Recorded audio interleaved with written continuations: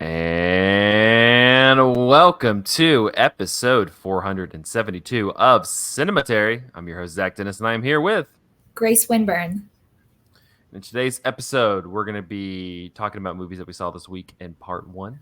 And in part two, we're going to be continuing our Javier Bardem series with another crowd-pleasing comedy hit, and that is 2010's Biutiful, directed by Alejandro Gonzalez Inarritu. And let me tell you, this guy makes you laugh. This guy makes you cry. It's like a Marx Brothers movie in there. It's fun for the whole family. Yeah, bring the kids. Bring the kids. Bring the kids. Bring grandma. Grandma's gonna love it. Like when people cheered in watching the Avengers movie when all the little action figures showed up, like this is like that, but it's like whenever they say the word beautiful in it like this, you're just like, whoo, stand up and clap. Yeah. Did you enjoy my small passive aggressive slight on Marvel? I did. The action figures, that's so funny. Like, are some of them still in the package so that they stay mint condition? They like waddle maybe up in the box. They might as well to keep making those things. All right. Speaking of mint condition, I don't know. That's the transition I'm going to go with. Speaking of mint condition, Grace, you caught the latest K-Stew joint that came out a few weeks ago. Tell us about Love Lies Bleeding. Love Lies Bleeding, a romantic story of toxicity in relationships, or of reaching out and finding someone just as damaged and broken as you are, and connecting and bonding with them. I like the toxic lesbian era. You got Tar, you got Bottoms, you got Love Lies Bleeding. I think it's really only fair as well. I mean, if it just seems to paint like a more like rounded portrayal of romantic love. I mean, plenty of straight heterosexual, like male-female relationships in film have a level of toxicity to them, and this is also like, queer relationships, it's not all hearts and stars. Like, it's just as difficult and fraught as any other relationship. So I just, it's like, it's fair. I think it just across the board, it's fair. It's good cinema. It's good cinema. The resounding, like, when I heard from a bunch of folks before I saw this, they said that it wasn't sapphic enough, it wasn't romantic enough.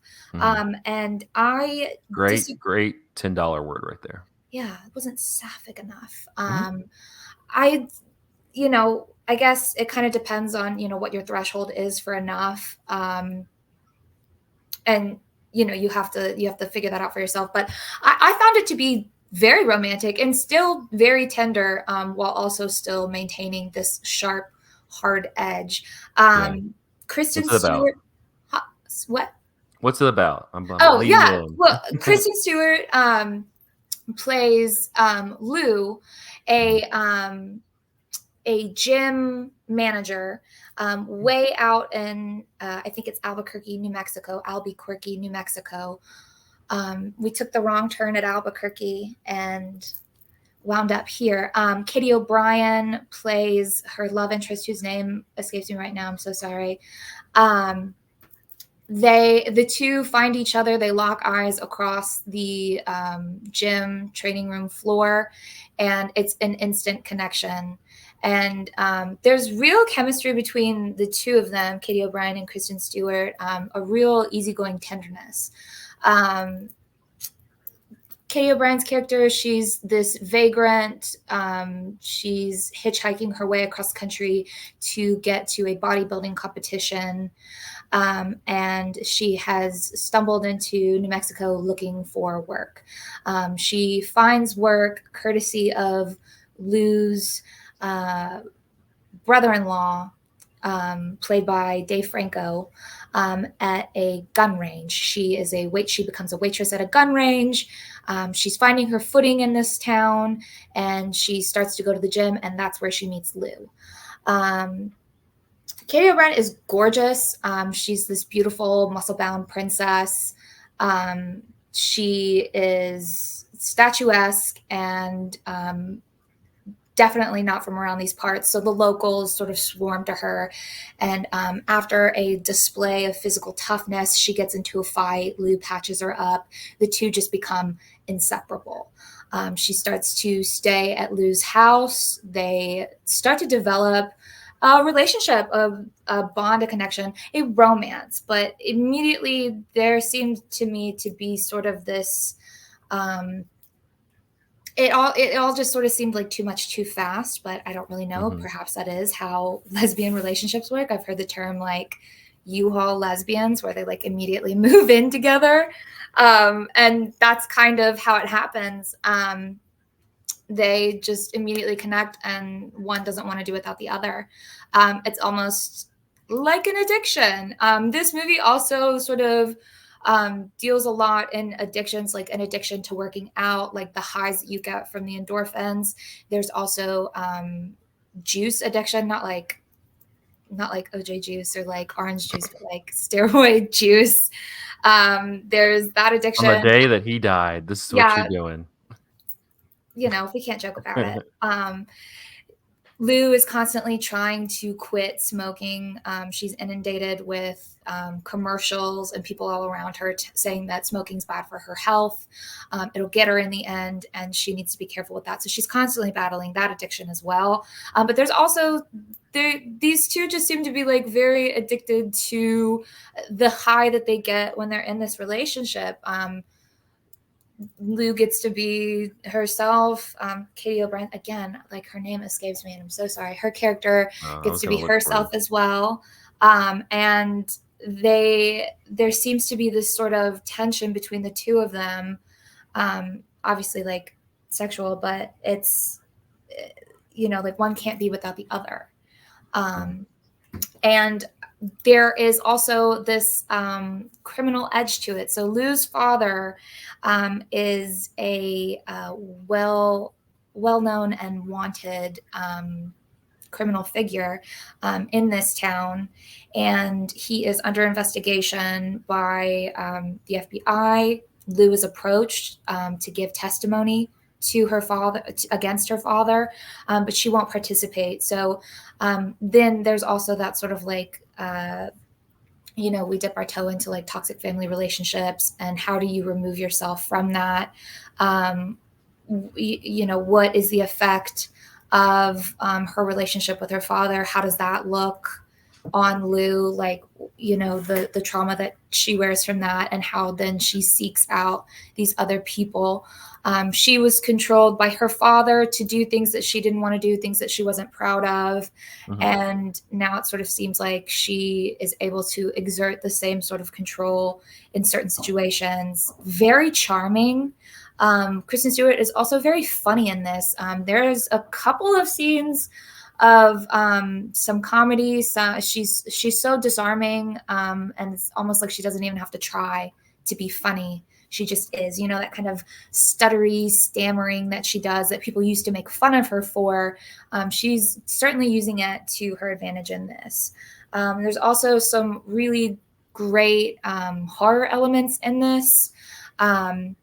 There's a couple scenes where like the screen just goes completely red. There's these harsh red lights, and there's the terrifying figure of her father. I mean, he looks like a skeleton with a wig on. Her father, played by Ed Harris, he is so frightening, such a cool and calculated villain. I'm afraid of him the very second that I see him. He's also, I'm looking it up because I felt so bad. Jackie's boss. Yeah, I was gonna say Is it's Katie Jackie. O'Brien. I looked it up. I felt so bad. And that's so funny. I mean, these two kind of masculine names like Jackie, Jack, and Lou. Like, that's great that, it's Sounds for like a gangster film from like the 50s. Jack, Lou Senior. Jackie, get over here. Yeah. Lou. But he brings in this this foreboding, like paternal, like frightening edge to it. It's not so much that like daddy's gonna make it all go away and make it better. It's daddy's coming and you're in trouble, and like that's frightening, I think. Things, they take a terrible turn, and these two lovers, it's all they can do but to get away from this crime that is knocking on their door. There's murder, there's withdrawals, like steroid withdrawals and overuse. At one point, Jackie turns into a giant woman. There's this like body horror element that comes with her pushing her body to the limits with working out, with the steroids, and it manifests in such a great sort of like visual, I don't know, maybe not gag, but they do a great job where she undergoes this huge transformation. It's like her body is no longer hers. And they end up together? I almost kind of spoiled it, but it has been out for a few weeks. But it's like, can they outrun the wake of death and destruction that they leave behind? Can they make it? Can they have a life together? Love lies bleeding. Dang. Dang. It's like a Ebert and what is it? Siskel and Ebert right there. Love Lies Bleeding. Playing this Friday, the Plaza Theater. Just thumbs up. Definitely thumbs up. So we're seeing there's a cyclical nature to the beginning and end. I found, like, with the introduction for Lou's character, sometimes things can't go away or won't go away. Dead things don't stay dead. The past will always come back to haunt you. It's just how fast can you run? How strong are you to fend it off? And like, is love enough to save you from it? I don't know. Mm-hmm. But it lies bleeding here on the floor. Well, there's some bleeding that's lying around in this movie, but shifting gears, tell us about The Third Man, which you watched for the first time. I did. I watched that for the first time. Anytime I take a step back and I, visit these like older essential films, that's how I get my film education. And I'm so grateful that this class session was on The Third Man. The Third Man, the story of down and out Western author Holly Martins, gets a really great name. Another fun androgynous name, Lou, Jackie, Holly. Or like gender subversive name, Holly for a guy. He gets help from a friend, Harry Lime, who also a great name, who buys him a plane ticket to Berlin to work for him. This is post World War II Berlin. It's completely bombed out, devastated. The ruins of World War II, people are living and playing amongst them, walking over the rubble. Are you talking about where the movie takes place? Yeah. It's in Vienna. Excuse me. Mm-hmm. Well, it's in Vienna. And also had its share of bombing. Had its share of bombing. And it's controlled by the French, the English, the Russians, and the German. Like, did I see it? I don't think so. Actually, move on to the next one. We'll just say the Allies. I don't know. The Allies. It's controlled by a bunch of different. You know what? This is actually. Let me save this. Hold on. Let me save this. Hold on a second. I am an American, and I am confronted by my closed-minded American, politics, and I'm confronted with it, just like Holly is throughout the entirety of this movie. An American sticking his nose where it doesn't belong in foreign affairs, just like what I did just then. My own ignorance is my own downfall, as is Holly's. He gets a wild hair. He is confronted with the death of his friend, this friend that just sent him this plane ticket overseas, that he just corresponded with, that just set him up this new job. He gets to Vienna, controlled by other forces, split Mm-hmm. up amongst various forces, and is told that his friend is dead. He attends the funeral of his friend, but it seems as though there could be a little bit of foul play that was the ultimate downfall of his friend. So what does Holly do?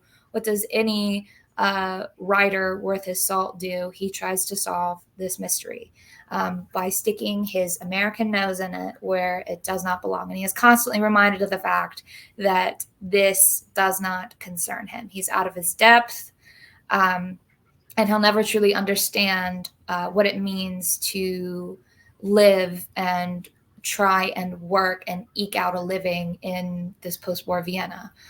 He meets Anna, who is a woman who attended Harry's funeral. Anna reveals herself to be Harry's lover, and the two strike up a relationship where she translates for Holly, helps him sort of navigate the city while still keeping a lot of information to herself. She still maintains her allegiance to Harry. That is her man, and she stands by him.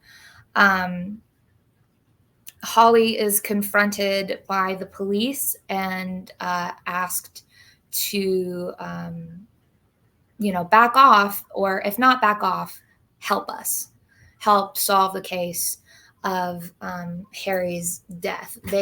Harry is revealed to be a smuggler, a man who makes dealings on the black market, and who has done something absolutely heinous by selling tainted medicine.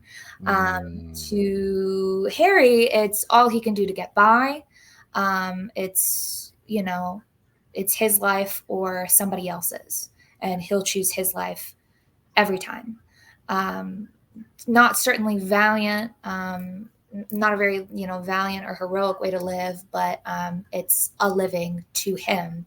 To the rest of the powers that be, their real lives on the line, and somebody has to be held accountable for that.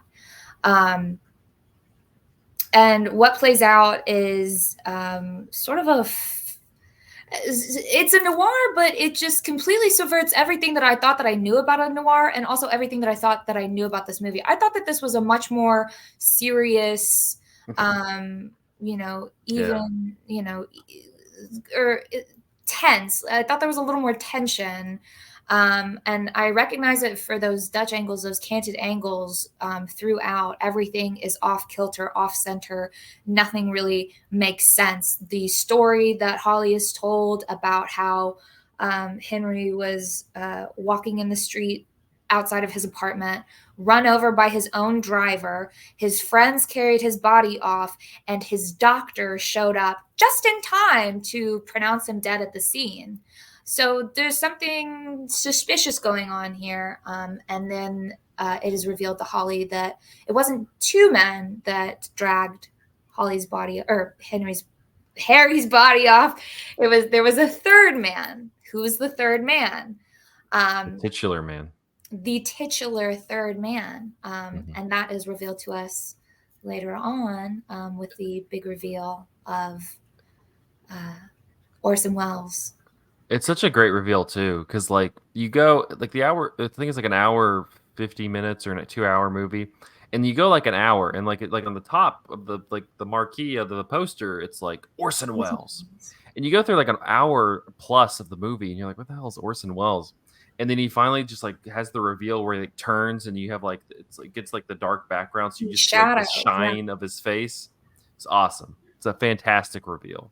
Much better than the action figures I was referencing in the beginning of this episode. Great. That's definitely great one reveal. That'll make you stand up and cheer. There he is. It's an awesome reveal. Great music. Vienna, great movie set. Just a great place to put a movie. You got Third Man. You got Before Sunrise. Just great walking around town movies. You can visit Vienna and go into the sewers where they filmed The Third Man and like be in there if that's what you want to do. I don't know why, but Well, I learned that Orson Welles didn't want to film in the sewers no, I at did not. all. So he made them build him a soundstage that resembled the sewers. He's like, I can only imagine what he said. Absolutely not. I don't want to wade around in refuse, in like or some other, smart word for shit.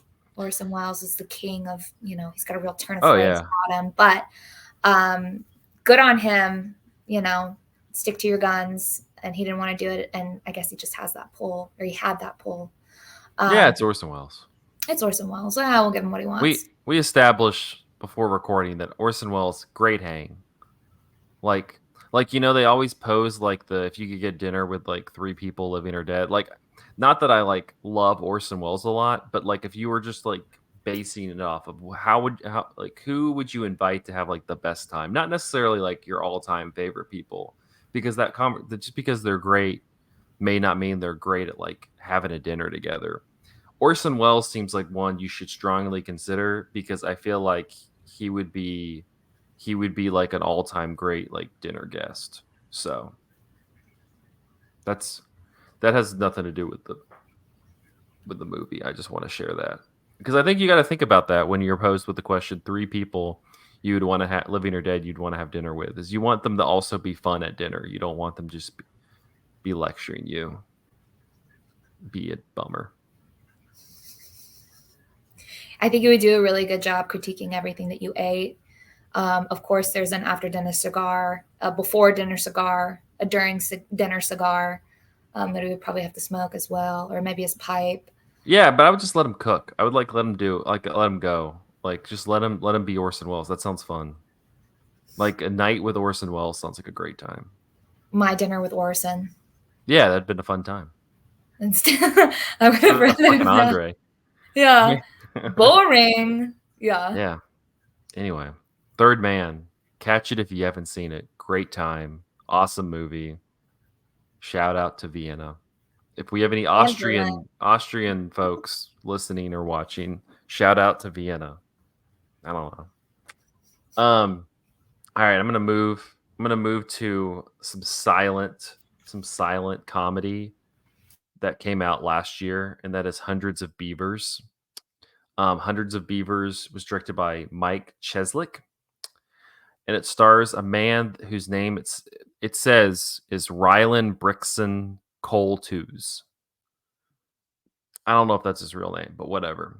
Hundreds of Beavers. So it's I described it on Letterbox. Let me see. I described it as silent slapstick Stardew Valley Looney Tunes, and I stand by that assessment. Um, it's so the plot is it's the 19th century. Ryland Brixton Cole Tews plays John Kayak of Acme Applejack, who is an Applejack salesman who then a fire starts after this crazy party and burns down his like apple cider empire or whatever. And so then he has to change professions. And so he ends up becoming a fur trader. And there's a really successful fur trader who's like just killing it. The merch he always is like selling the furs to the merchant, and the merchant trying to the merchant really wants the really successful fur trader guy to marry his daughter, but his daughter is entertained by our boy John Kayak, who's not very good at fur trading. um the whole movie's silent, it's in black and white. His goal ends up being he needs to get hundreds of beaver furs in order to win to buy a ring so that he can take the heart of the deer maiden. Deer, like, is she a deer? Because, like, if everybody's. Deer maiden, I don't know. I was Oh, trying like to DEAR. Okay, not. not a deer I thought because like there were with hooves. beavers, but there would No. be deers. No, well, there's some deers. So he has to get and I'll preface with the beavers and the rabbits and the wolves that he encounters are not actual versions of those animals, but people with like, think of like mascot costumes. And so like their mascot costumes of beavers and wolves and rabbits, which adds to the comic level. But it is very much, it feels like a Looney Tune cartoon. I mean, there's literal like jumping through little holes in the ground and ending up somewhere else like he's Bugs Bunny. Um, but then there's this whole layer of like gaming that's involved with it, because then halfway through he starts to kind of pick up how he can do this. Like, you got to set the traps, you got to set these specific traps here, you got to set up this specific trap here. And there's this long stretch of the movie where he's following this map of his traps, and it kind of feels like, that's why I mentioned Stardew Valley. It reminds me of like Stardew Valley, or Animal Crossing, or any like kind of like RPG game similar like to that, where it's like like the plot is moving where he's going to each different place, and you're getting like a small update of like, sometimes he doesn't do it right, but then sometimes he does it right and he catches something, and then when he catches something, it's like, oh, you got 4 rabbits now. And then it's like, you got 4 rabbits, you can buy this specific tool from the merchant. And it becomes literally like an RPG game for a while, which I just found fascinating, because how I'm describing it does not sound all that interesting. But I think that they like the way they, I think if you've played any video game or enjoy any video game of that type, I think like that repetitive nature of it is kind of nice. I liked it. I kind of liked that, like like thinking of, again, using the analogy of Stardew Valley, like the sun comes up, do chores, do stuff during the day, sun goes down, and start it over the next day type thing. Um, I really enjoyed that. Uh, but I don't want to understate the comedy. This movie is fucking hilarious. This movie's really, really funny. And it's a mix of just like really strong physical comedy, really strong slapstick gags, like just really clever gags. Um, there's this whole, there's a number of like brawl sequences that are like really well choreographed and like a really fun time. It gets very surrealist at times. It gets I think that like it's constant, it's never still. It's a movie that's never still. And I could see people's mileage varying on that, because it's very sporadic, it's very all over the place. I mean, it's like a Looney Tune cartoon. It's just constantly like pulling rugs, bopping you on the head, like, stuff, pulling, grabbing, having a little cane that pulls you out of the screen. It's like it's constantly doing all that stuff. Um, but I found it, I don't know, a lot of the comedy stuff in terms of like movies and such get a little stale. We went through that whole stretch of like, where a lot of movie comedies were just mirroring like improv to a degree, and it felt like the movie was like a filmed Second City show or something like that, or it was Seth Rogen doing his thing, or it was like a bunch of Saturday Night Live cast members doing their thing, which isn't inherently bad, but kind of like after like the same thing over and over again, you're like, yeah, we get it. Um, and this one feels like this, this feels fresh, it feels new, it feels weird, it feels like strange. It's different. I kind of, you may hate it, but like I feel like you got to at least give it some props for being not the same old that you run into.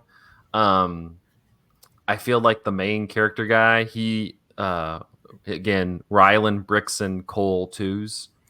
Um, like I think I love the way that like one, I love his performance, and I love the way that they play with just the fact that you have like probably 6 to 8 people in different animal costumes, like messing around through the thing, because a lot of it feels like, I think a lot of people would feel like it like kind of runs into the ground, because it gets into these very, very like repetitive cycles of like him trying to set up a trap, a gag happening where he fails, and then him trying to set up the trap again, and then like kind of getting one level up, and then it fails, and then and it's all about like step one, step two, and it's just kind of steps along the way.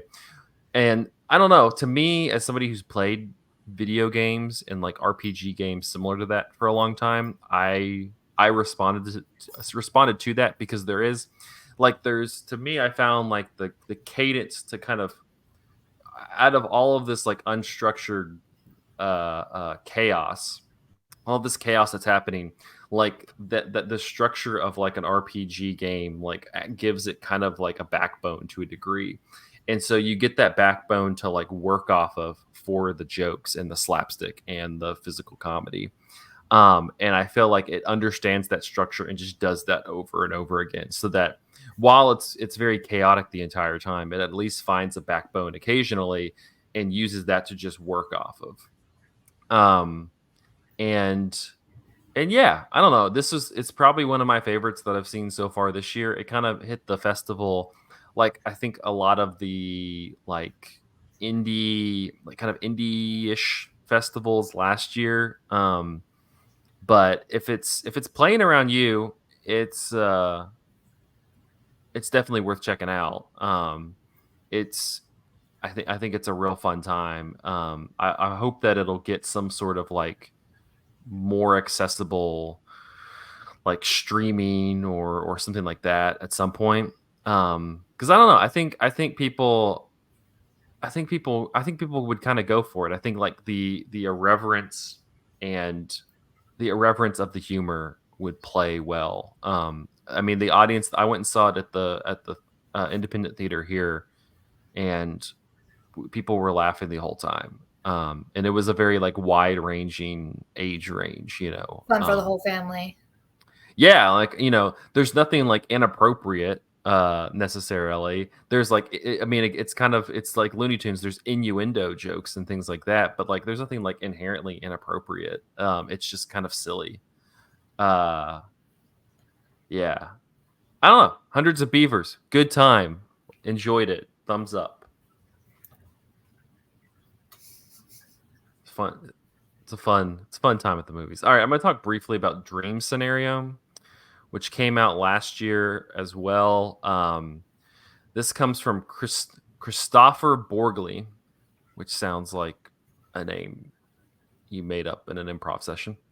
It stars Nicolas Cage, and I think most people are familiar with this, even if they didn't see it. It's the movie with Nicolas Cage where he's appearing in people's dreams, and the kind of quick log line is so Nicolas Cage is appearing in people's dreams. They don't know why. It's people that he like knows, but also just people from around the world.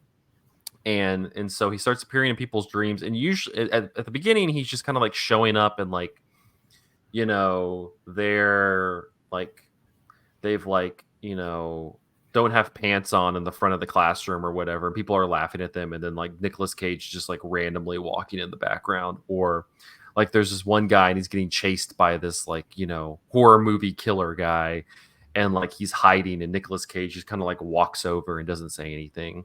And so initially it's like this kind of harmless fun. He starts to gain this like international fame where people are, you know, reaching out to him going, oh my gosh, it's the guy in my dreams, blah blah blah blah blah. And then he starts like kind of like buying into it. He like goes and takes a meeting with this kind of like PR marketing agency that's run by Michael Cera, who is like he's trying to like get him to like get like a partnership with Sprite and like be in Sprite commercials. It kind of it has a very like kind of TikTok marketing effect where it's just like grabbing the like popular thing and just like turning it into some sort of advertising immediately. But then naturally, like as he becomes more like engrossed in fame, um, it start like the dreams, like he doesn't have any control over like what's happening in the dreams, and so he like the dreams start becoming more like violent, and he starts like becoming more of like a Freddy Krueger uh, figure rather than just kind of showing up, to the point where he's a college professor, and like his class doesn't want him teaching anymore because like they're unable to like go to class because he's like done all these heinous things to them in his dreams, or in their dreams, and like they just like can't be in a room with him because they're uncomfortable. And so then it just kind of like continues to dissolve and dissolve and dissolve, and that's pretty much the rest of the movie. It Nicolas Cage is very good. I mean, it's kind of like it's a very like Nick Cage performance of the last few years, very much in like the Mandy or Pig or what's the one about where he's playing himself like that. Like it's very much in that The unbearable weight of massive talent. yeah, it's very much in like that I ilk like where it's that just kind of title. him it's got that kind of performance. But it's more I would say it's more in like the Pig or Mandy where it's like he's giving a performance even though he's like Nicolas Cage in it to a degree, he's giving a performance that's kind of interesting and like playing off of just the recognizing the recognition like that people have of him. And so yeah, but I don't know. It turns into this. It's produced by Ari Aster, which already tells you that it like it's not gonna have. It's gonna try to make a point, but not very well. Um, and it kind of does that. It dovetails into like this commentary on cancel culture and like how how it could something can start out as being innocent and like fun and everybody loves it, and then it just like immediately turns and it's like this person is like the worst person in the world, which I feel like is a very like I understand what they're doing in the context of like the story here, but like as a commentary on cancel culture, you're just like, yeah, that's it's not what that is mostly. Like that's not really what that is. It's like if you're looking at like somebody like it's kind of tough to be like, okay, this person was somebody who like had no control but was like entering people's dreams and it was like fine for a long time, but then it became like damaging. Um like it's not you can't really compare that to somebody like like are you trying to like connect it to like a Louis CK or somebody like that, and you're like it's like Louis CK is not canceled. Dude like sold out Madison Square Garden like a year ago. Like he's still highly successful. Are you comparing it to like a Woody Allen? Woody Allen's not canceled. He just made a movie like a couple months ago. Like he's getting paid and he's like they're able to like do what they want to do. So they're not technically canceled. And it kind of gets into that where he like just kind of fully like goes all in on like the dream thing and like is trying to just capitalize. Like he literally like they make this whole joke and then he ends up going to France to like sell his book because they're like the French love you. Like they don't care about all the stuff. And I don't know. I just I don't think it has much. Like I don't think the point really lands. I think it's kind of it feels again like it just kind of feels like one of those where it's just like cancel culture and like and you're like okay, and then it's just like there you go. It doesn't have like an actual point it wants to make. It just kind of wants to relate it to something else to like feel like it's making I a love it. larger point about culture and society, but really has no like thesis or real like like conclusion that it comes to. Um, so I don't know. It's on HBO Max now. It's on Max.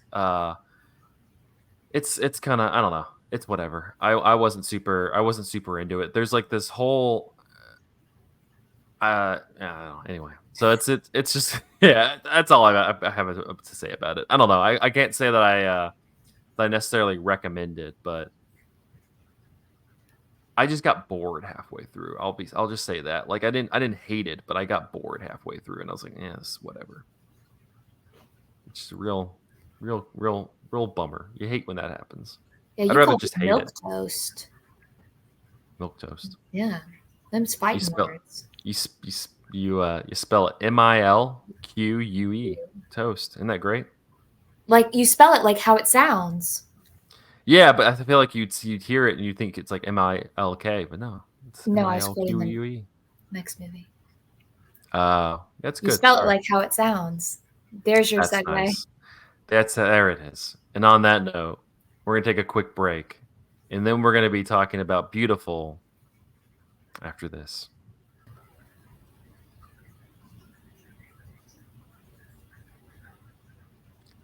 And we're back with part 2 of episode 472 of Cinematary. In this part, we're going to be talking about 2010's Biutiful, directed by Alejandro Gonzalez Inarritu, from a script by Inarritu Armando Bo and Nicolas Jacobone.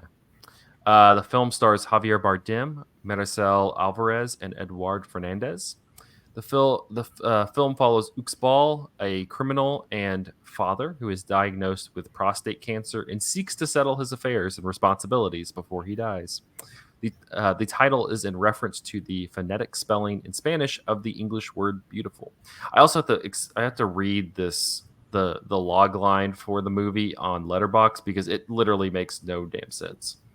This is a story of a man in free fall. On the road to redemption, darkness lights his way. Connected with the afterlife, Uxbal is a tragic hero and father of two who, sensing the danger of death, he struggles with a tainted reality and a fate that works against him in order to forgive, for love, and forever.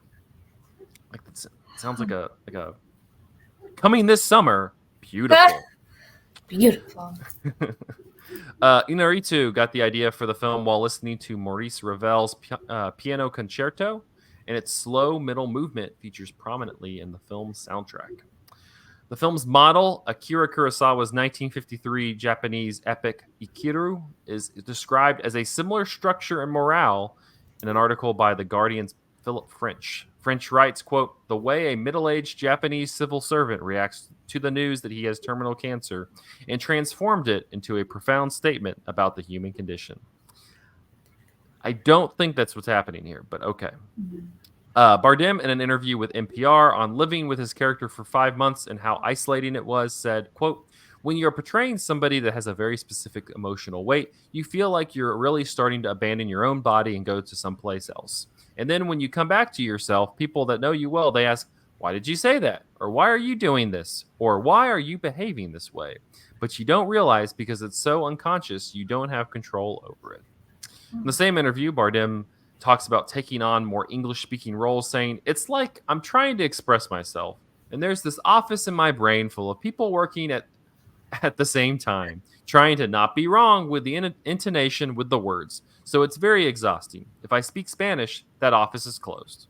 But working in English gives me a different kind of freedom because since some of the words don't have an emotional resonance with me, I can play with them more freely. When you're speaking in your mother tongue, you may be more cautious." On his character Uxbal, he told Salon, quote, "This is the most powerful character I've played so far, and I'm not sure if I will ever play somebody like this again. There are so many layers to convey and so many circumstances to construct. Relationships of many different kinds, people that you use, people that you are used by, affectionate relationships, hate relationships, and then there's the sickness. I felt there was no way I could do this without putting myself at risk, because Alejandro's work, the way I see it, is about being as honest as you can. The work of the actor has to be about taking off all of these faces, social characters that you put on yourself in order to survive out there and getting as naked as you can in order not to interfere with the character. This character needs to be as transparent as crystal because there are so many things that have to be seen through his behavior, his voice, those things that have to be attached to the actor emotionally. Otherwise, you cannot portray them and it will be a fake performance. Oh, I'm sick. No, all of this has to be from within. So that's when he's not speaking. When he's walking on the street, you will see that. That was the challenge, and that was the exhausting part. Bringing all that and putting it in there and saying, I want to hold this for 5 months. In the New York Times, it said, in Biutiful, Javier Bardem brings admirable passion to a gritty story that amounts to a lower depths urban version of the passion. Mr. Bardem, best known to American audiences for his chillingly persuasive embodiment of evil in No Country for Old Men, combines muscular, charismatic physicality with an almost delicate sensitivity, and this blend of the rough and tender gives Biutiful a measure of emotional credibility that it may not entirely deserve.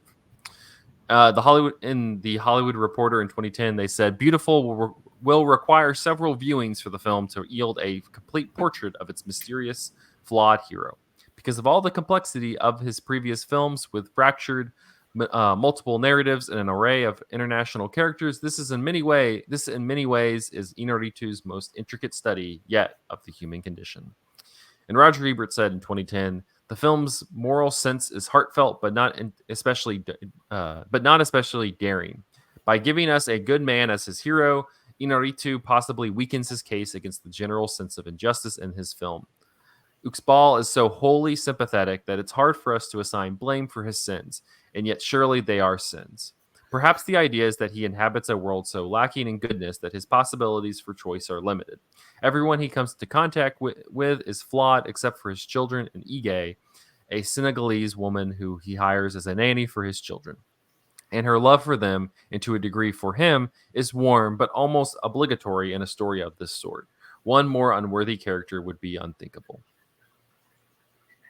On that note, let's talk about Biutiful. Um, I mean, I feel like I'm on the record on the podcast. I'm not a giant fan at all of Inarritu. At least I've mainly seen his American output, and it's all just pretentious and just like unrelenting for what I feel like is no reason. Like Birdman a little bit better than I just absolutely hated The Revenant. Like just absolutely hated The Revenant. Just being hard for the purpose of this is art. Like this is art is just like shoving your face in the snow saying this is art. This didn't feel as much like that, but still like this guy, like can somebody give him like can he do a slapstick comedy? Can he do something like light, like fun? Like can he like it just seems like he's just like he just seems like such a chore to hang out with. Like we were talking about Orson Welles earlier. Like he seems like such a chore to like this guy seems like a chore to hang out with, and he's friends with Alfonso Cuarón, who seems like kind of the middle ground, and then Guillermo del Toro, who seems like just a jolly dude to hang out with, and you got Inarritu, because like this movie, like these movies are tough because you're like, is it a bad movie? Technically, no. Technically, it's a very well made movie. Javier Bardem is fantastic in it. The rest of the cast is great also. But like, I kind of side with Ebert on this one, where it's just like, it kind of just feels like we're like, I don't know. I know what we're supposed to be seeing and feeling, but I don't like it. I wish there I aspire for something else, because to me it just feels like it feels a lot like just this kind of um like that's not the right word, but that I'm thinking of, but like just like sitting here in this like toughness, in this like hard life. It's like kind of like hard life porn. It's just like sitting in there for 2.5 hours of tough life. And I'm like, I get it, and I sympathize with this character, but at some point he like it has to turn into like it's gonna get better or it's gonna get like way worse, and he has to be like again like unsympathetic. And I think that there is like a turn late in the movie where it's supposed to make him less sympathetic, but I don't really feel like that effectively does that. And so I kind of just like it just ended, and I was just kind of like, cool. That was a bummer. I don't really know what I gleaned out of that other than that this guy had a hell of a time to the end of his life. But I know that you're much more positive on this movie than I just was. Um, it's hard to be positive in the face of something exactly. Positive, yeah, positive in Yeah, terms of but like, yeah. I think I think what I really took away from it, I was absolutely, mystified by some of these shots, completely spellbound. It's um, very visually stimulating and also pretty daring. I really loved the use of, you see things in reflections or sort of distorted reflections, any sort of reflective surface. The camera focus is there, and what plays out is then relayed back, reflected. It's flipped. It's sort of like um an impression. It's impressionistic in that way, in that artful way of what's actually happening. I also agree with you what you say about how it is kind of like oh god, what did you say, is like something porn, like it's like The phrase I felt like I was looking for was poverty porn. poverty porn. Okay. Mhm. Yes. I saw a lot of the reviews where, or like just casual audience reviews where Mhm. they said this would have worked as like a documentary, like following his life and, Mhm. just a day in the life of Uxbal, and, what does he have to face as this middleman criminal, in the middle of, what is he in the middle of? He's in the middle of his midlife, like he's in his 40s, middle of his life, middle of this disease, in the middle of dying. He's in the middle man. He's the middleman for He's literally a middleman. He's Yeah. a criminal middleman. He's also in the middle, in between life and death, with his powers as this like mystic, this psychic. They said that I saw a lot of people said that this would have worked better as like a documentary because there is no takeaway. But I guess the takeaway is that like his suffering does stop, and that is a relief, and that is the denouement, is that this hard life, this suffering, it will end eventually, and like there's no fighting that. I appreciated that. I mean, I don't really think that that's like positive, but that just is what worked for me, is like you see this life that he lives, this cycle of crime and of poverty, of neglect, this sort of, he's completely lost in this world. It's just him and his brother, no real family, besides his no father, no mother, and he's just like stuck in this cycle that he can't get out of, and there is no getting out of it. Like, how could you how could you like lift yourself up by your bootstraps or whatever, like we Americans love? Like, how can you climb out of that? How can you ever find relief from that? And for him, the relief is knowing that his children are taken care of, and dying. There's a comfort in his death, and there's also a real his death. He passes away in his bed in his home next to his daughter, and there's something sort of beautiful about that. There's it's not so violent as some of the other deaths that we've seen. It's not so sad. It's a little more comforting. There's a little more It's not as sorry to interrupt, but no, it's not as like please. like I guess to dig into like the scene. So there's the scene late in the movie. So one of the jobs that he does is he's the middleman between this warehouse with a number of Chinese Chinese migrants immigrants. um, who are like looking for work, and he's set up work for them at like a construction site, and they all live like in, since they don't have, they're undocumented, like they're living in this warehouse basement, um and it's cold down there, and so he has to get heaters, and they like buy these like gas heaters or whatever for them. And then late in the movie, the person who comes and like gets them every morning like opens the door and like immediately like smells gas, and there's been a gas leak in this room and has killed all They've 25. suffocated, yeah. Yeah, they suffocated all 25 people who were there.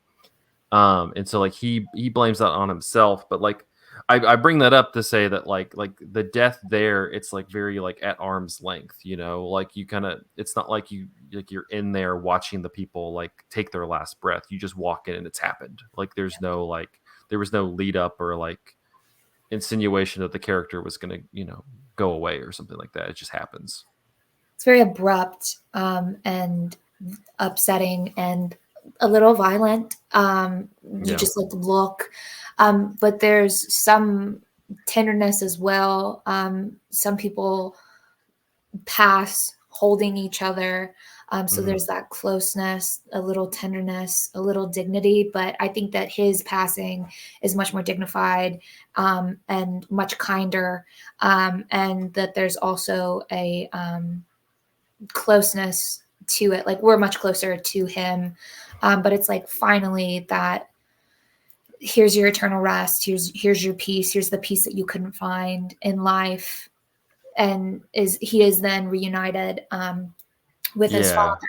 And this movie is cyclical because it starts with, I mean, we don't really know what we're looking at, but we're looking at two hands holding each other, talking about a wedding ring, and that ring, the cycle, the circle, eternity.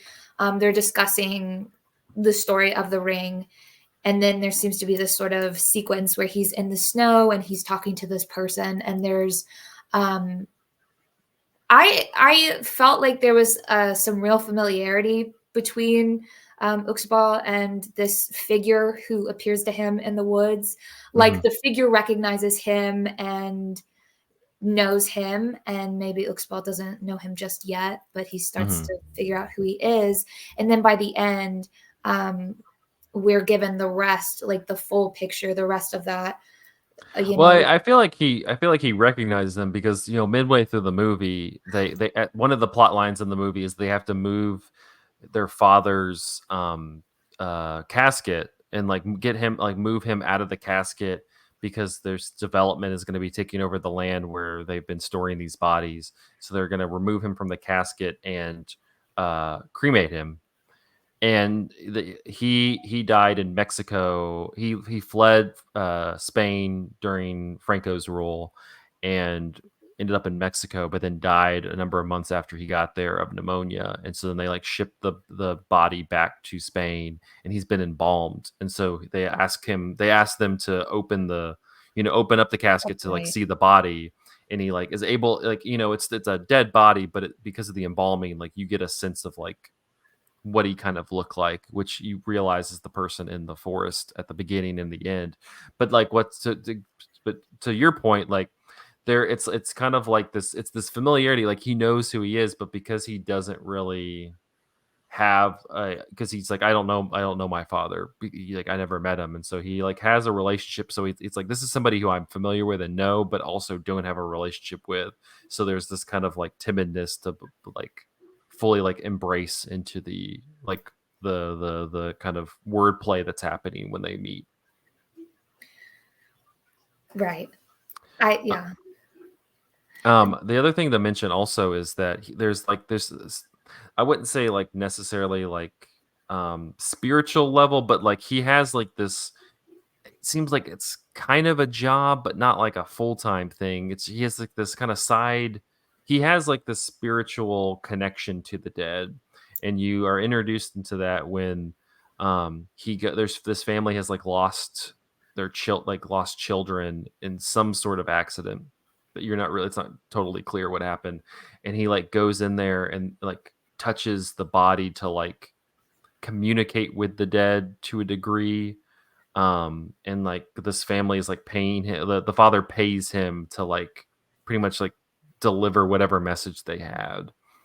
And so like again, like kind of just going into the like going back to the point you were making about him and his father in this forest, like he has this connection to the dead that you see kind of touched on occasionally throughout the film.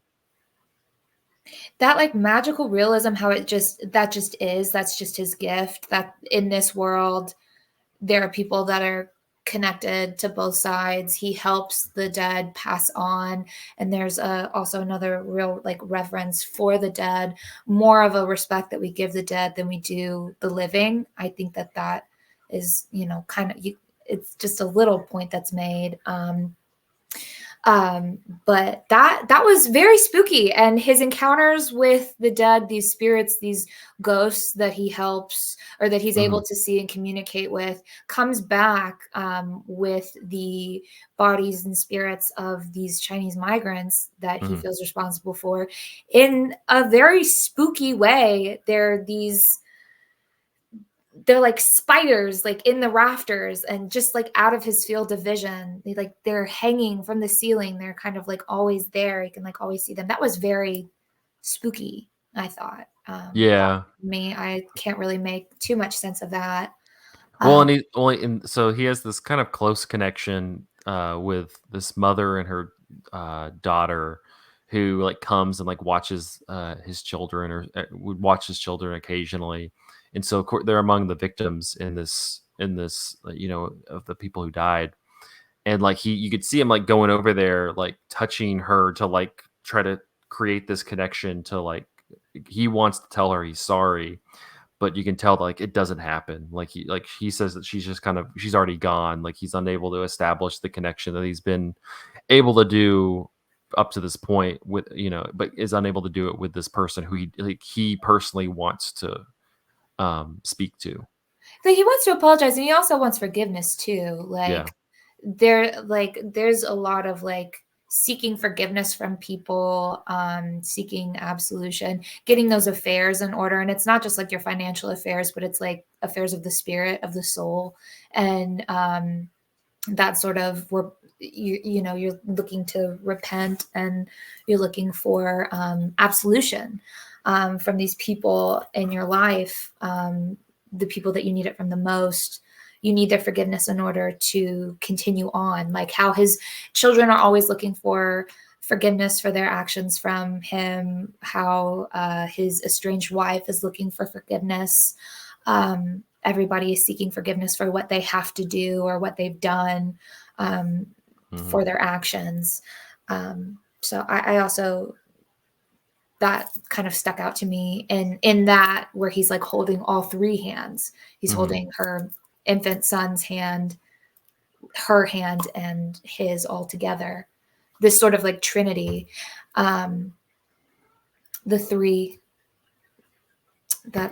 There's a lot of the religion. It's sort of it's all throughout. I mean, he's I thought I looked up what Uxbal means, and it's like the three things, or times three. And so Yeah. he's a Trinity figure, Father, Son, and a Holy Spirit. He is a Father, he is a Son, and then later on, he is a Spirit. He's the spirit. Yeah. There you Yeah, go. and and then I there's don't. the father son relationship, and then there's the father son daughter relationship, and like there are really good triangles, really good trios throughout. Yeah. I don't know if I buy the. Have you seen the movie Ikiru by No, I have not. Kurosawa? I don't know. I don't necessarily buy that comparison. I don't think he like. I don't think he. I feel like he's probably around the same he was before he was diagnosed with cancer. Like the whole point of that movie is that the character is diagnosed with cancer and like has this whole complete 180 on life and becomes much more like receptive to people in life after being very closed off for so long. I Mhm. don't necessarily feel like that's what's going on here. I feel like it like that, like the the cancer is just a part of the other things he's going through, and it doesn't feel like it ever shifts who he is as a person and how he interacts with others. I feel like in terms of like any sort of compassion, well, I just feel like any sort of compassion or anything that he shares with, whether it's it's Maramba, his ex-wife, or his children, or anybody, I feel like that's probably just there already. We don't have anything to like. I Go guess on. we don't have anything to say that it was different before. No, definitely not. But from what we see, he does like um, invite Maramba back into their lives. He moves the children over there, thinking that the children need to be around their mother. They need to have the mother father experience that he didn't have growing up. I do get that sense. But I think if anything, it kind of gives him more of a sense of urgency about his life. Like, I've really got to get this shit together. Like, I have really got to get my money together. I have really got to make these plans. Things that he probably didn't really think about before. Come into the forefront, and the choices that he makes are then informed by the life that he has to leave behind for his children. Um, Yeah. I guess like if the ending is supposed to be this kind of like meditation on the human condition, and it's like, he's going away, but he's like set up a better situation for the people around him. I don't feel like I found that very compelling in this. Like he does do that. But I guess I didn't find the route that it took to get there. Like it didn't feel like when that happened at the very end, it didn't move me like I feel like it was supposed to. I guess I didn't totally buy into the journey that he took.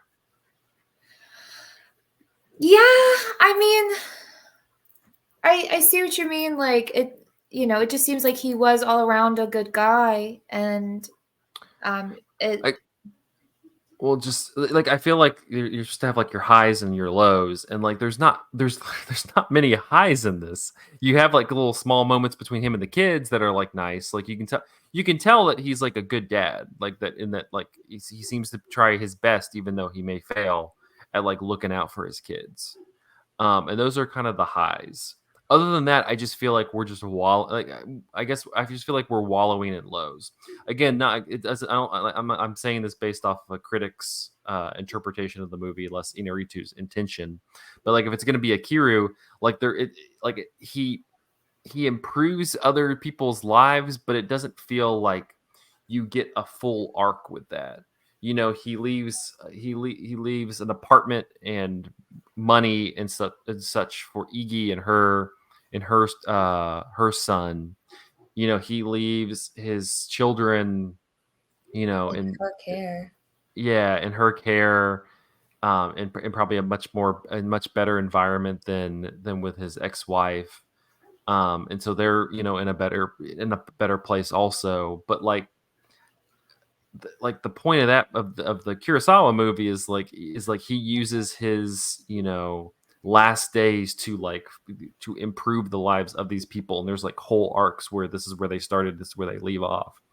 And I just don't feel like that ever does that. You get moments with these characters, but I never really bought that there was a full, like that there was this full redemption among it. Just kind of feels like the clock just ran out and he did what he could and the movie's over.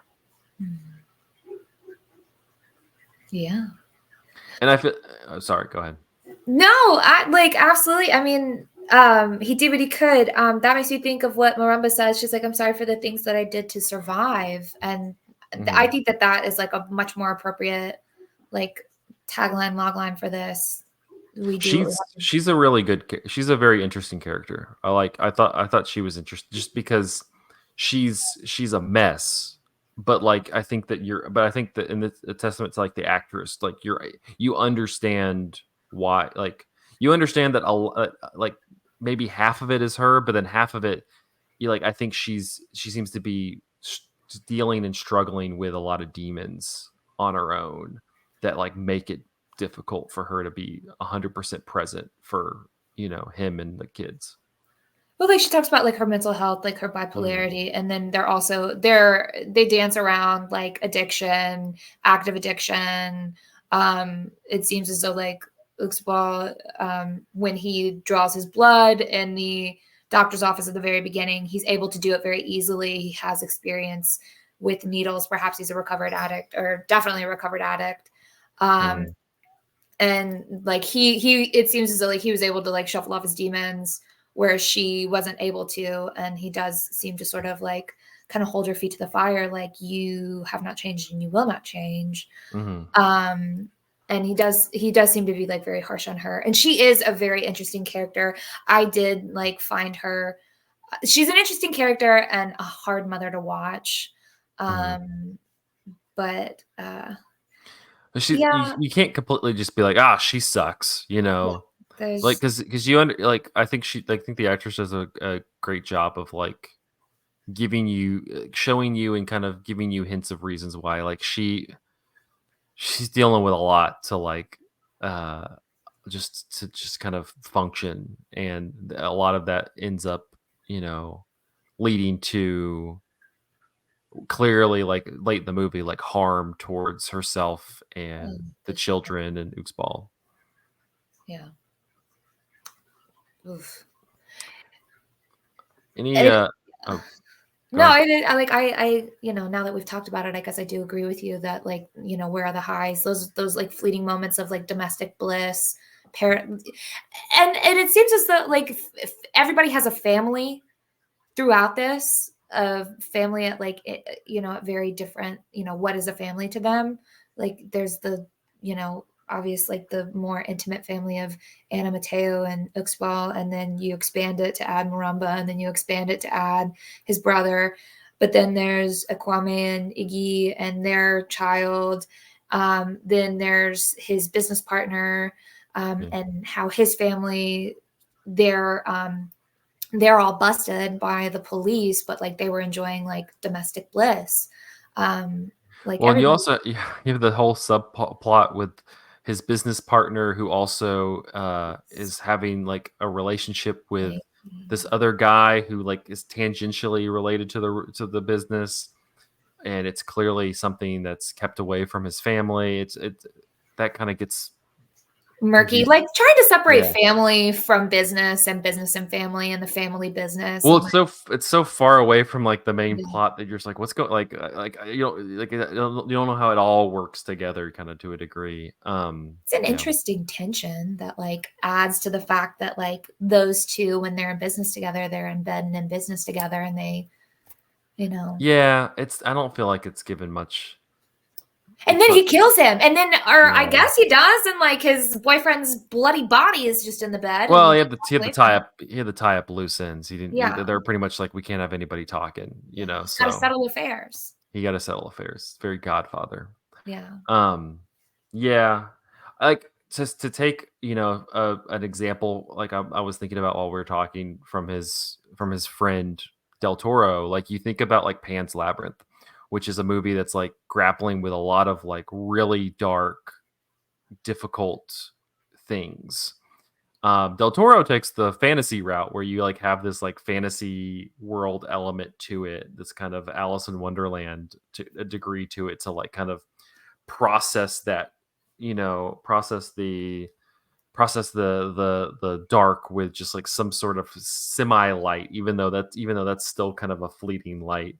um and so I just find like that's a much more like effective, like not to say that this needed like some fantasy element, but like it just needed something to like provide some sun with all. Like I'm fine with like having to grapple with like these really difficult characters who are dealing with difficult circumstances that a lot of them are not going to survive, but I feel like you also have to provide something that at least shows that there were some sunny days amongst the rain, and I feel like Inarritu is just horrible at doing that. Like he just wants to completely just focus in on like it's hard, it's difficult, there's no sun, like it's just people trying to survive. And I'm just like, okay, but to me as an audience member, I just can't. After a while, I'm just like we got the like it's 2.5 hours long. I'm yeah. like, after 2 hours, we got the message. Like this sucks, and like I just don't feel like I ever came away like from watching. I didn't come away with any feeling like I learned anything. Like not really necessarily learned anything, but like felt something. Like emotionally, by the end, I was just kind of like it was just drained. I was just like, okay. That's I feel like these movies are tough to talk about because like you said before, like I don't disagree with what you were saying, like technically like it's shot so well. He's very talented. Yeah. Like it's shot so well. It's Rodrigo Pietro who did the cinematography. He's super talented. um but I feel like if I was watching, the thing I was thinking about, if I watched this in 2010, I would have said this was an incredible movie and probably put it in my top 10. But because I didn't have the like language to explain it, or like the critical thinking skills to like kind of counteract it. It was just like, it's a movie that technically was marvelous, but I didn't know that really how to make sense of the plot. And so I just would have been like, this is great. Like, like it's handling something that we need to deal with. And now I'm just kind of like, yeah, like I feel like you can watch this and be like, it's technically marvelous. It's some incredible performances, but it's a pretty hollow movie outside, even though it's dealing with this stuff that I'm empathetic to. The story just doesn't necessarily lead in a way that that was emotionally resonant to me by the end.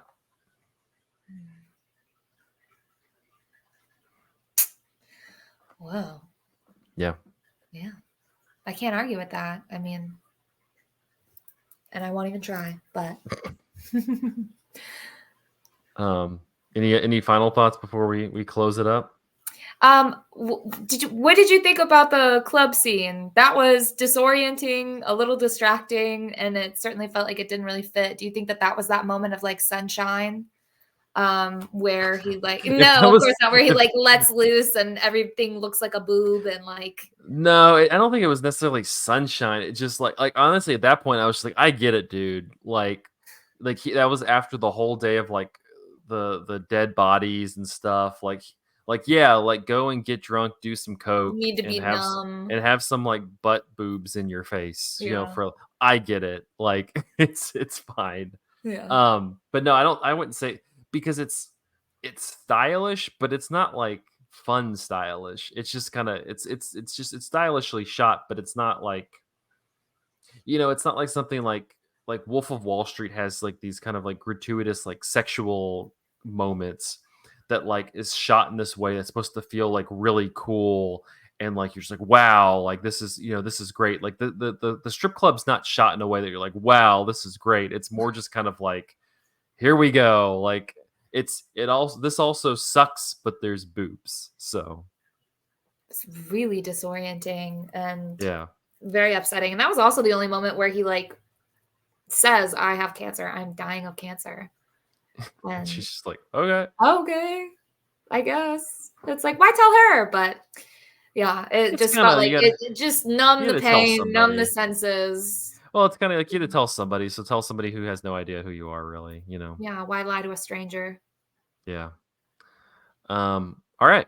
Well, that'll wrap up this episode of Cinematary. If you would like to follow us, go to Facebook, facebook.com/cinematary. Follow us on Twitter and Instagram at handle at Cinematary.